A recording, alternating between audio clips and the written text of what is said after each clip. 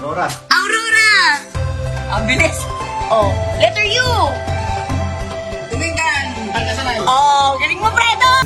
Habang si Kimi inuulan ng mga blessings at grasya, sunod-sunod yung mga shows niya. Ito naman si Xian Lim, iisa na nga lang yung pelikula niya ngayon mga kachika. Nilangaw pa yung kanyang mall show.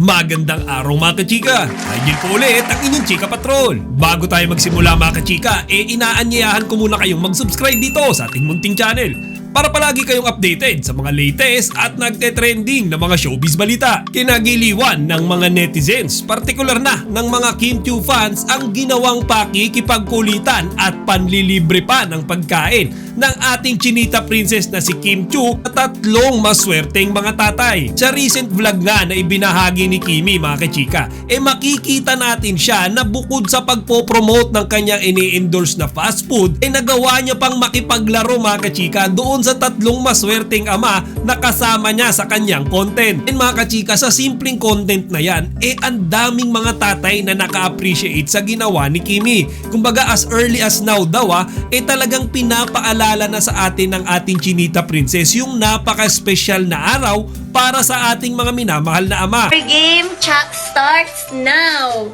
Places in the Philippines. L. Lugban, Quezon. Letter A. Aurora. Aurora! Ang bilis. Oh, letter U.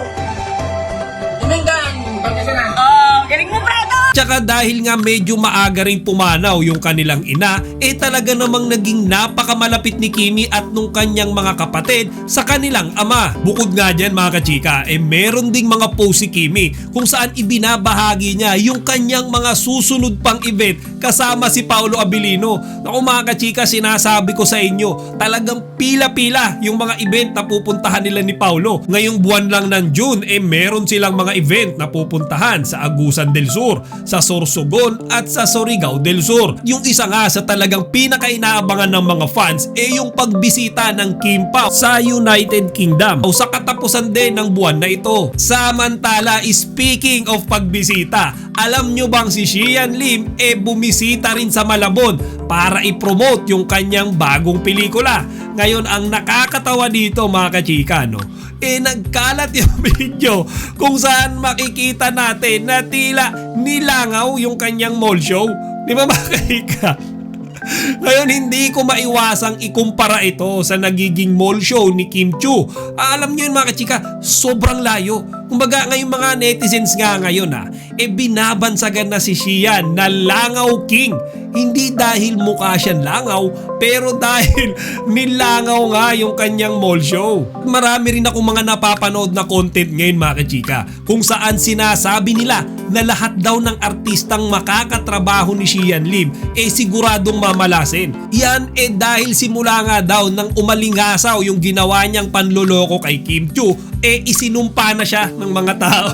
Kaya panigurado nga daw na lahat ng makakasama niya sa kanyang mga show madadamay sa sumpa na meron siya. And mga kachika, sa content kong ito mapapatunayan natin na totoo yung karma. Isipin nyo mga kachika, habang si Kimi inuulan ng mga blessings at grasya, sunod-sunod yung mga shows niya. Ito naman si Xian Lim, iisa na nga lang yung pelikula niya ngayon mga kachika.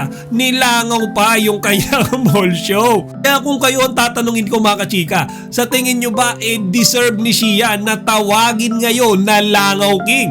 Kumbaga, Langaw King kasi lahat ng mga event at mall shows na pinupuntahan niya nilalangaw. Ilagay nyo dito sa comment section ang inyong mga opinion para mapag-usapan natin. Chika Patrol signing out. Chika, huwag niyong kalimutan mag-like, comment, and subscribe. Para sa iba pang mga celebrity news, i-click lamang ang mga videos na ito.